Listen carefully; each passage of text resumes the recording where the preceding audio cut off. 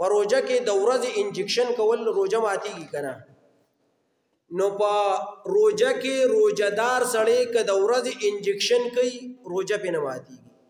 که د غوښې انجکشن دی او که د رګ انجکشن دی روژه پې نه ماتېږي. پاتې شو د ډریپ مسله. ډریپ خو پېژنئ که نه؟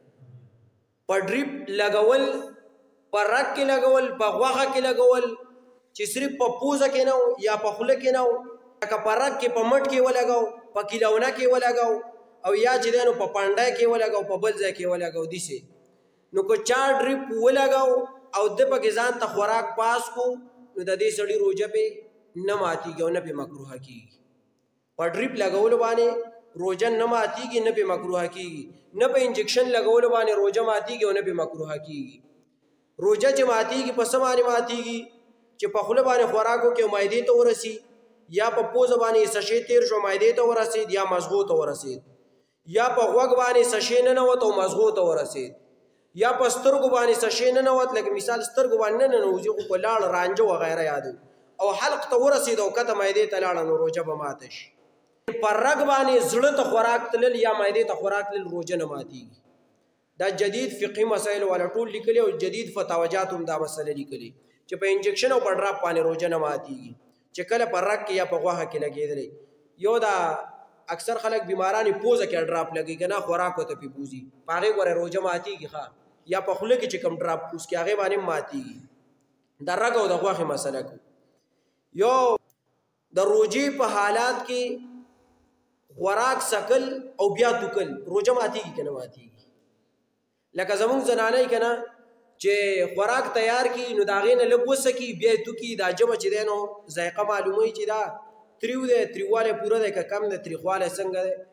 نو په دغې څیز په دې خوراک په سکلو باندې چې دا نارینه داسې دي چې بیا په روژه ماتي کې پرزول کوي او دا لوښي لرګي اوچتې راخلاصي، نو دغسې زنانه له دا خوراک سکل او بیا توکل دا جایز دي. که بغیر د ضرورت نه یې سکي او بیا یې توکي نو کراهت قدرې پکې دی، روژه پې نه ماتېږي. یو بله مسله، دغه مسله هم ختمه شوه. درېیمه مسله چې په خوله کې وینه راله، د دې غاښونو د دې ورو نه وینه راووته او دغه وینه تېره شوه، نو آیا په دغه وینه باندې روژه ماتېږي که نه ماتېږي؟ او داس مسله نه کوو، د روژې کوو. نو دغه وینه که چېرته راووته او دا تېره شوه او په دې حلق په دې مری کې تا ته ظاهره شوه چې د وینې خوند پکې و، لکه د توکاڼو نه سیوا وه او تا ته پکې پته ولګېده چې او وینه مې تېره شوه، لکه یو دی چې معمولي ساز کې قدري چې سړی پې پوه نه شي، هغه خوند او ذایقه ورته مخصوص نه شي، په هغې باندې روژه نه ماتېږي.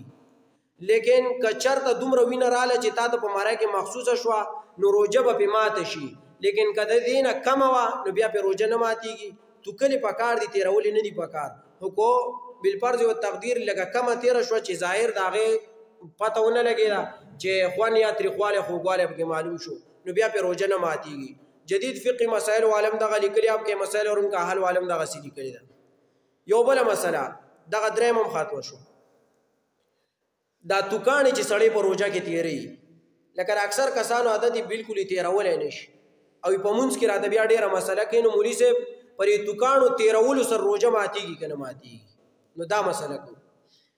په خوله کې چې دا کمې توکاڼې راځي، د بار دا یو سړی خوله کنګال کړي، دا خوله چې کنګال کړي نو بیا یو پیره دوه توکاڼې توکه چې د اوبو دا خوند د دې خولې نه لاړ شي، دا خپله توکاڼه چې په خوله کې راځي نو دغې تېرولو سره روژه نه ماتېږي او نه ورسره مکروه کېږي. لیکن یو سړی ډېر زیات تږی دی او د ډېر شي توکاڼې په دې خوله کې جمع کړي او بیا په یو ځای باندې تېرې کړې نو روژه ورسره ماتېږي نه، لیکن مکروه دي، روژه ورسره مکروه کېږي. نو توکاڼې تېرول د دې سره روژه نه ماتېږي. دغه مسله ختمه شوه. څلورمه.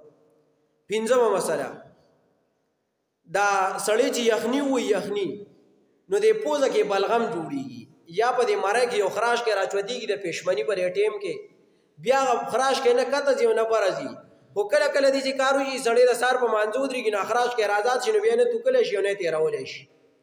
نو دا کم خراش کې چې د مزغو نه راغلی یا د معدې نه راختلی دی، یو د بار خراش کې په خوله کې چې تا کم د ډوډۍ نه جوړ کړی هغه خراش کې نه یادومه چې د خوراک ډک دی، چې ستا د پوزې نه کم خراش کې راغی او هغه خراش کې بې اختیاره تیر شو نو په دې باندې روژه نه ماتېږي.